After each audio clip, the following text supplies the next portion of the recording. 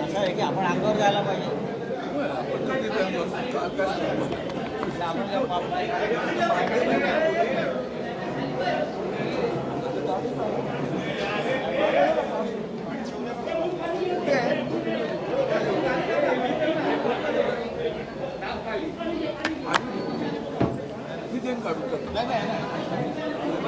Sorry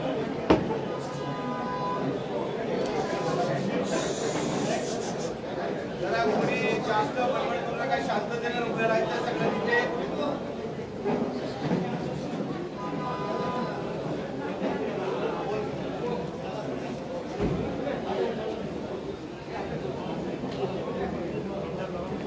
बोला.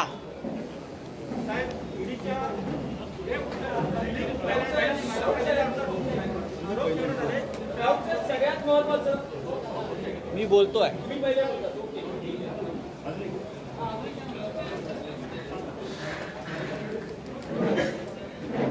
इतक्या मोठ्या संख्येनं आपण जमलेला आहात.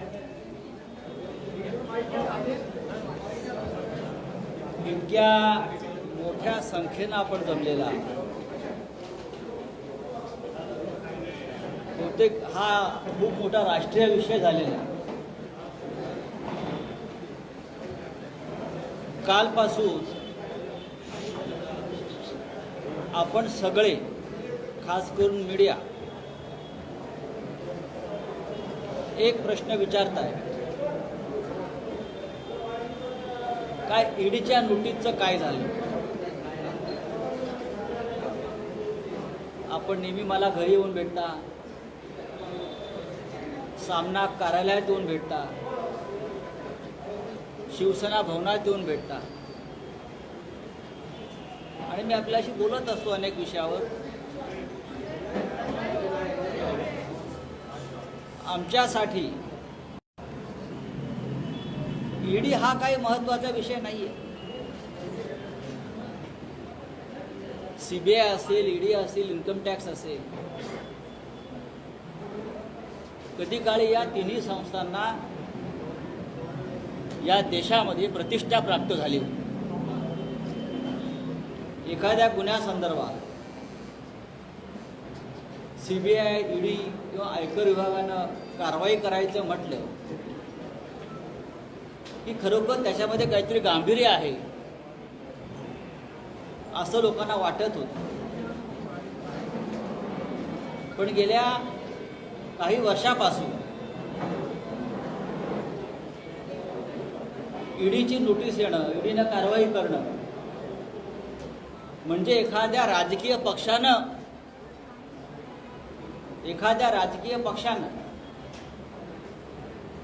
आपली भडास काढणं हे आता लोकांनी गृहीत धरले.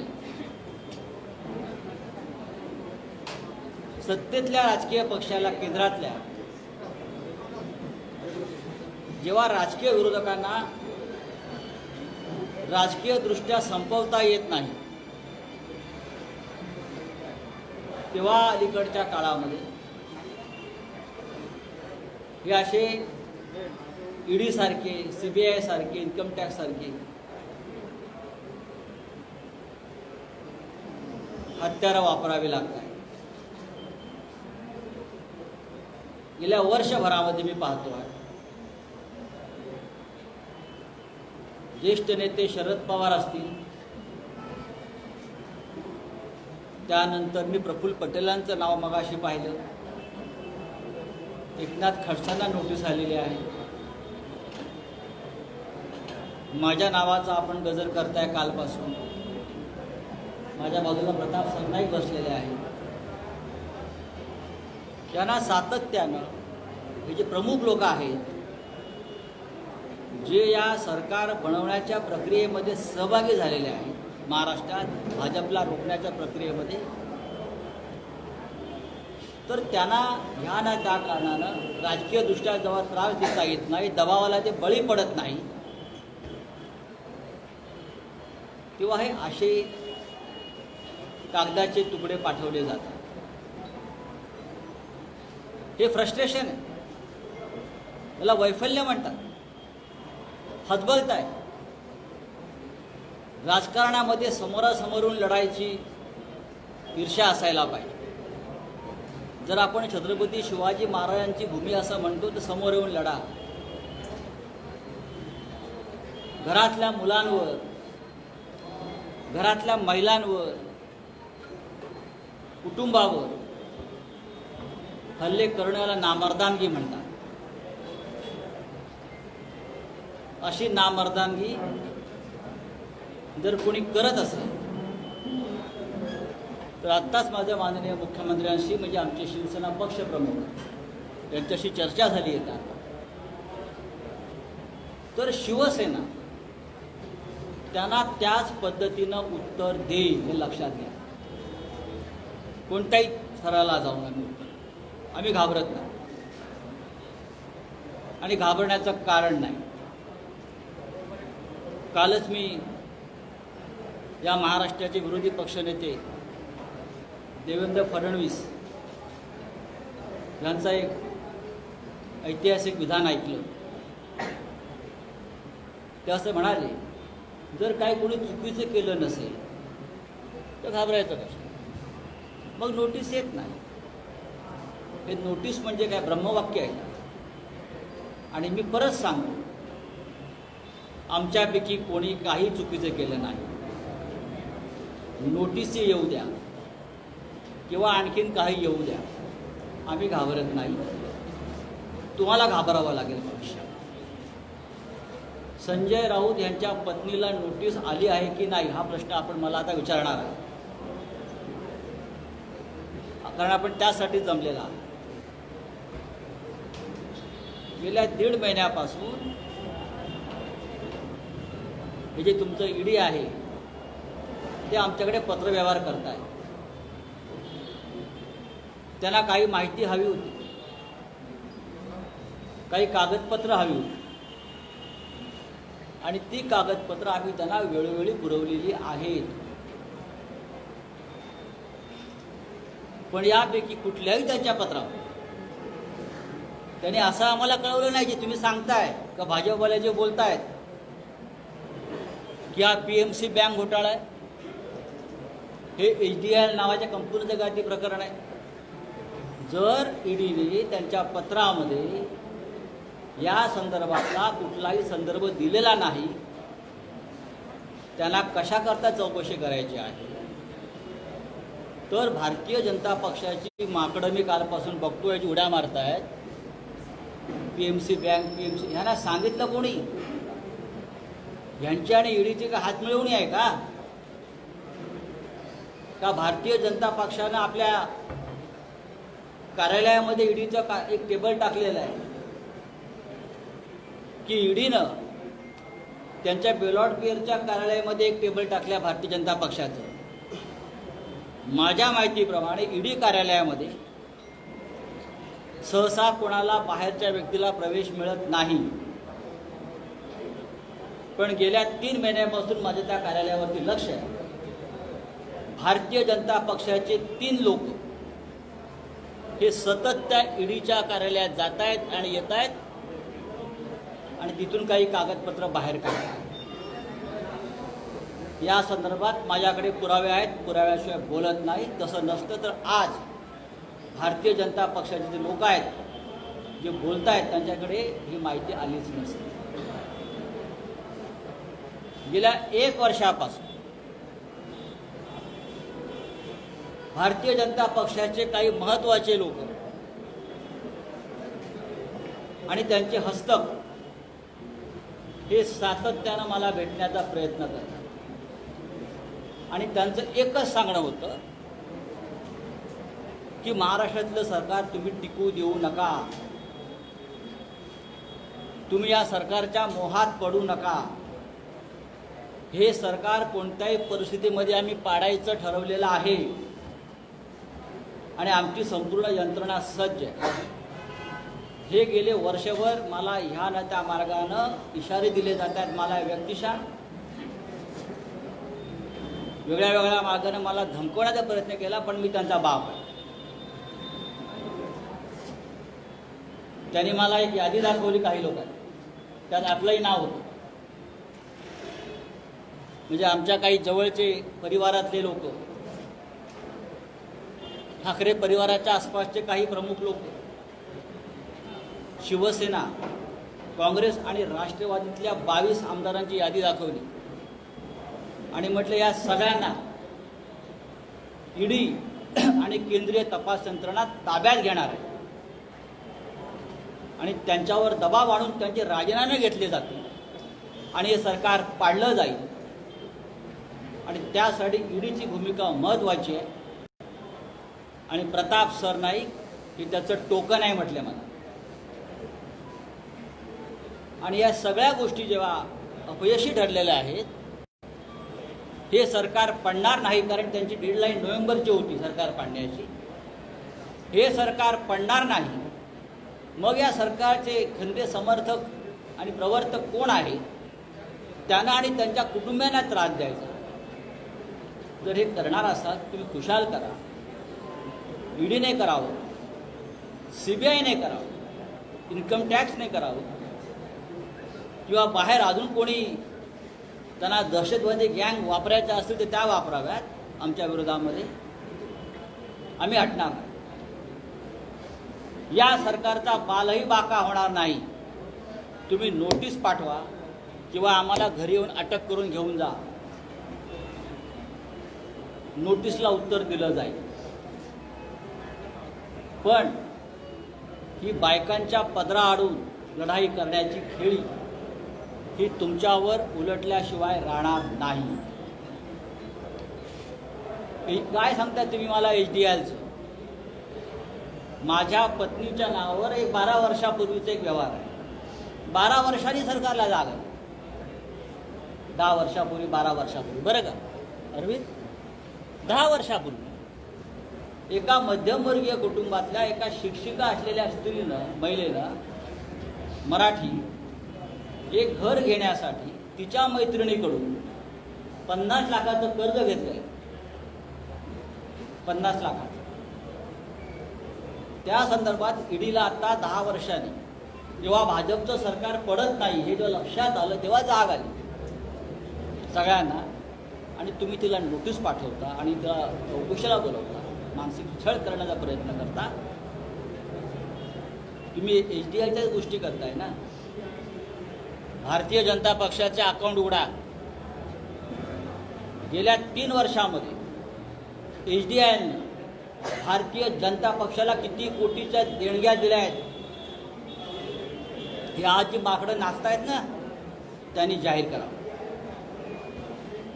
माझ्याकडे 20 कोटीचा हिशोब आत्ता आहे. 20 कोटीचा हिशोब माझ्याकडे आत्ता आहे. आणि त्या संदर्भातली सगळी माहिती काँग्रेसचे प्रवक्ते सचिन सावंत यांनी ट्विटसुद्धा केली. विजयदुर्ग पोर्ट जे बांधणीचं काम HDLने केलं आहे, करतायत, त्यांना ते कॉन्ट्रॅक्ट मिळालं आहे. त्याचा भागीदार हा भाजपचा खासदार आहे. का? त्याला नोटीस पाठवली HDLनं. आमच्या कुटुंबाची संपत्ती किंवा आमच्यापैकी कोणाचीही संपत्ती 1 वर्षात 1600 पटीनं वाढलेली नाही. ज्या भाजप नेत्यांच्या कुटुंबाची संपत्ती 1600 पटीनं वाढली आहे, त्यांच्या मुलाबाळाची चौकशी ईडीनं केली आहे का? ती हिंमत दाखवा आणि मग आमच्या 50 लाखाचा हिशोब मागा.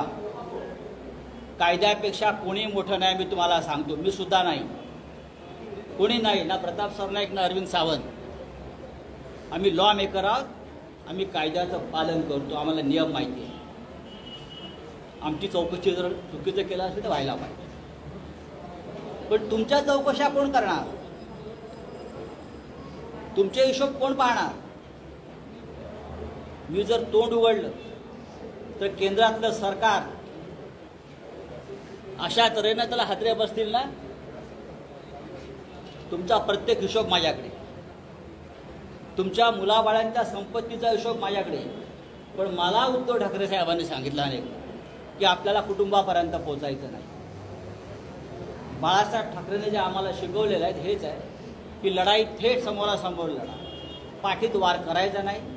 बायकांना, मुलांना लढाईच्या मैदानामध्ये आणायचं नाही. जर कोणी करत असेल तर मला आणि आम्हाला तुमचंसुद्धा पूर्ण वस्त्रहरण करावं लागेल. इतकंच मी सांगतो. ईडीच्या नोटीसला मी आदर करतो. सरकारी यंत्रणा आहे, भले ते भाजपचा पोपट असेल, पण त्याच्यावर सरकारचा शिक्का आहे. आम्ही त्यांना जी माहिती हवी ती परत देऊ. पण जर राजकीय सुधारणा काय होणार असेल तर त्याला राजकीय पद्धतीनंच उत्तर दिलं जाईल. हे मी आत्ता शिवसेना भवनाच्या ज्या वास्तूतून सांगतोय. पाठीमागे बाळासाहेब ठाकरेंचा पुतळा आहे, त्यांना स्मरून मी सांगतोय. हे प्रकरण तुम्हाला महाग पडेल आणि गरम पडेल. जय हिंद, जय महाराष्ट्र. चला.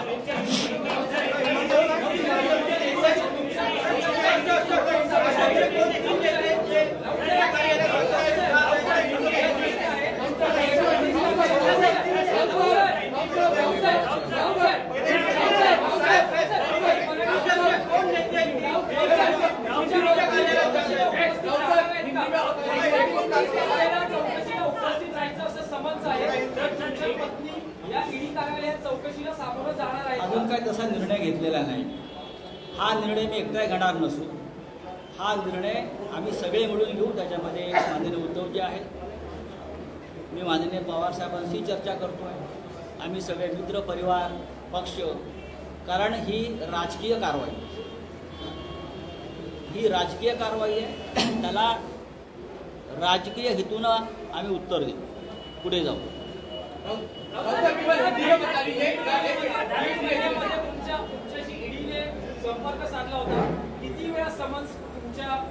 ते सोडून द्यावं. 100 वेळाला असेल, मला काय किंमत नाही. 100 वेळाला असेल. मी आपल्याला जे सांगितलेलं आहे ते महत्त्वाचं आहे. माझ्याकडे मी मागे सांगितल्याप्रमाणे माझ्याकडे भारतीय जनता पक्षाच्या 120 नेत्यांची यादी तयार आहे. 120 आणि त्या फिट केस ईडीसाठी आहेत. ईडी त्यांच्यावरती काय कारवाई करते हे मला पाहायचं आहे. त्यानंतर माझ्या पत्नीचं चौकशीला पाठवायचं की नाही ते मी पाहिजे.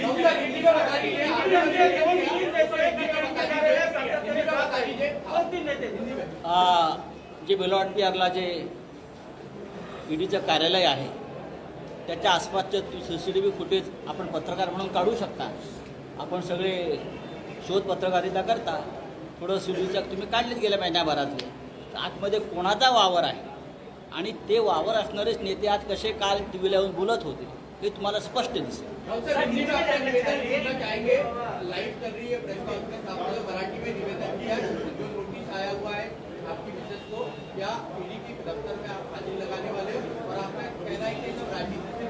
देखिए, ये सब राजनीति से प्रेरित है. 10 साल पुरानी एक केस निकाला है ईडी ने, 10 साल पुराने. देखिए, हम मिडिल क्लास लोग हैं. मेरी पत्नी एक शिक्षिका है. उसने अपने एक दोस्त से 10 साल पहले 50 लाख का कर्जा लिया है. वो पूरा कर्जा हमने इनकम टैक्स को दिखाया है. वो हमने राज्यसभा के एफिडेविट में दिखाया है. अगर आप मेरे राज्यसभा के जो प्रॉपर्टी के एफिडेविट होते हैं, हमने कोई छुपाई ये बात नहीं है. 50 लाख का जो हमारा लोन है वो हमने दिखाया है. तो ईडी को क्या तकलीफ है या भारतीय जनता पार्टी को क्या तकलीफ है उसमें? इस देश में भारतीय जनता पार्टी में ऐसे बड़े बड़े सुरमा बैठे हैं. अगर मैं उनके परिवार तक पहुंचा तो आपको देश छोड़कर भागना पड़ेगा. ये आपको बताता हूँ. नीरव मोदी और विजय मल्ल्या के साथ भारतीय जनता पार्टी की पूरी फलटन खड़ी हो जाएगी लंदन और ब्रिटेन में. तो आप देखिए, आप मुझसे पंगा मत लेना. आप मुझसे पंगा मत लेना. मैं देखता हूँ, मैं नंगा आदमी हूँ, मैं शिवसैनिक हूँ बाला साहब ठाकरे का.